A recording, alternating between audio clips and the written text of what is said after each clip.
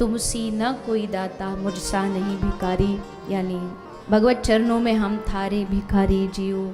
हम सब भगवान से मांगते ही हैं हमेशा, लेकिन आज जो कथा हम सुन रहे हैं इसमें हम कोई भगवान से संसार की चीज़ नहीं, बल्कि हम भगवान से मांग रहे हैं, प्रभु ये जो प्रेम का जो रस है इसको जरा सा हमें चखा दो। तो वो प्रेम का कैसा रस है, उसके लिए रास को जानना ज़रूरी है। और रास क्या है? रास कोई दो पुरुष नारी का मिलन नहीं है। रास ये आजकल जो हम डांडिया लेके डांडिया खेल लेते हैं और कहते हो गया रास, ये रास नहीं है। रास, अब इसमें भी ये प्रसंग भी ऐसा, इसको बड़ा गलत प्रस्तुत किया गया है। कृष्ण के चरित्र को गलत रास को लेके प्रस्तुत किया गया है। इस पे उल्टे सीधे शब्द बनाए गए। एक शब्द बीच में ऐसा चला था कि कन्हैया करे तो रास लीला, हम करे तो करेक्टर ढीला। तुम कैसे अपनी तुलना भगवान से करते हो? और जब भगवान से तुलना करनी है तुमको तो फिर हर एंगल से किया करो। जब ठाकुर जी रास किया, हम भी रास कर सकते। अच्छा, तो ठाकुर जी ने तो 7 साल के थे गिरिराज उठाया था, तुम एक आध कोई पहाड़ उठा के दिखा दो। भगवान शंकर नशा करते थे। अरे हद हो गई। कौन शास्त्र ऐसा बताओ जिसमें ये लिखा हो कि भगवान शंकर नशे में धुत पड़े रहते हो? नशे में रहते थे पर राम नाम का नशा करते थे।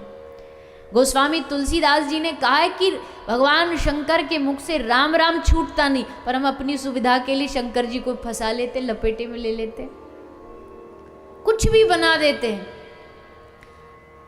भोला भांग तिहारी, मैं घोटत घोटत हारी। क्या है? अपने धर्म के, अपने सनातन धर्म के भगवानों का सम्मान करें। और अगर शंकर भगवान की इतनी होड़ करनी है तो ठीक है। अगर शंकर भगवान नशा करते थे, भांग पीते थे, तो शंकर भगवान जहर भी पीते थे। करो एक आध बार ट्राई। जब सभी कुछ कॉपी पेस्ट करना है तो ये भी कर लो। एक आध बार जहर पी के कंठ में रोक लो, नीलकंठ महादेव बन जाओ। भगवान की लीला अलग होती है। भगवान क्या कर रहे हैं उस पर ध्यान मत दीजिए, क्या भगवान ने उपदेश दिया, क्या किया। और रास तत्व ऐसा है, बड़े बड़े महापुरुषों ने इस रास की व्याख्या करने में पूरा जीवन लगा दिया, तब भी नहीं कर पाए। ईश्वर भगवान और गोपी का मिलन, प्रेम का मिलन रास है। तो क्या हुआ? भगवान पिता रात्रि ही शरदोत फुल्ल मल्लिका विक्षरंतुम मनश्चक्रे योग माया मुपाश्रित। आज भगवान ने गोपियों को अपने पास बुलाया। अपने पास कैसे बुलाया? अब हमको किसी को बुलाना, हम तो तुरंत टेलीफोन कर देंगे, मोबाइल से तुरंत रिंग कर देंगे। ठाकुर जी का टेलीफोन कौन सा है? कौन सा है? तो फिर डरे डरे काय को बोल रहे हो? हिम्मत से बोलो ना, एक जोर से बोलो। अच्छा, एक बात और बताओ, ठाकुर जी की सबसे प्रिय सखी कौन सी है?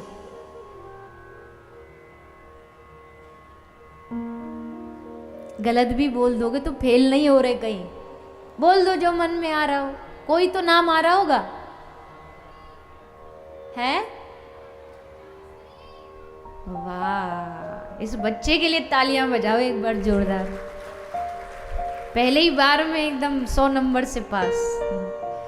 सखी तो भगवान की बहुत है, अच्छी अच्छी, ललिता विशाखा सब, पर एक जो सखी जो ठाकुर जी से पल भर भी दूर नहीं होती, वो ठाकुर जी की सहचरी बांसुरी। ठाकुर जी सोएंगे भी ना तो उसको ऐसे अपने पास सुलाएंगे। और सिर्फ सुलाएंगे नहीं, चापत ठाकुर जी अपने, क्या वो भाव याद नहीं आ रहा मुझे, उसमें भाव ये है, मतलब पद्य है पर उसका भाव ये है कि बांसुरी ठाकुर जी अपने होठों पे रखते हैं। ब्रज जीवन होटन के तकिए मुद मंगल मोद मनावती है। ठाकुर जी जब बांसुरी को कहते कि तू सो जा, तो बांसुरी बड़ी इतरा के कहती है, अरे कन्हैया हमको नींद नहीं आ रही, बढ़िया कोई मुलायम गद्दा होना चाहिए। तो ब्रज जीवन होटन के तकिए, ठाकुर जी अपने होठों का तकिया बना लेते।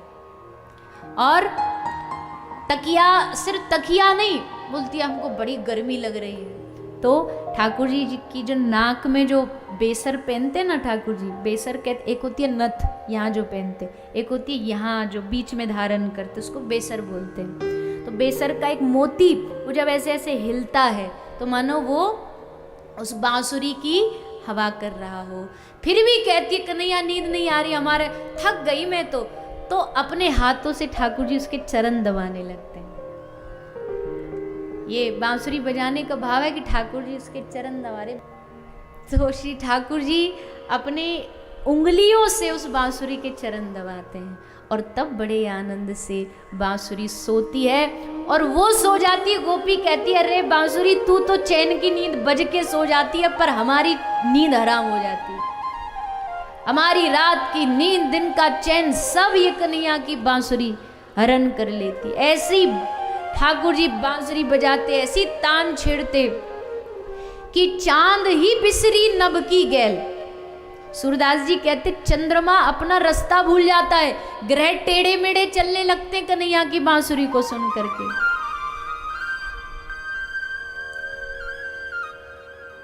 शक्र सर्व परमेष्टि पुरोगा, शक्र कहते इंद्र को, इंद्र का नाम है शक्र। सर्व मतलब महादेव, परमेष्टि मतलब ब्रह्मा, पुरोगा मतलब टोल के टोल देवताओं के, बड़े बड़े संगीतज्ञों के, सरस्वती, पार्वती, पुलोमा, उत्तमा, रमा, सब ये बड़े बड़े देवी जो अपने नृत्य में गायन में बड़ी निपुण है, पर ये सब पता नहीं कर पाती कृष्ण ने बांसुरी में कौन सा राग छेड़ा, कौन सा तान छेड़ा। ऐसी बांसुरी ठाकुर जी बजाते, शंकर भगवान पूरा तांडव चालू कर देते। जब रास की कथा आगे सुनोगे, पर भाव अभी याद आए तो बोल देते कि जब ठाकुर जी आए ना रास के लिए, तो भगवान शंकर का मन हुआ हम भी जाएंगे रास में। पार्वती जी बढ़िया तैयार वैयार होके जा रही थी, तो शंकर भगवान ने कहा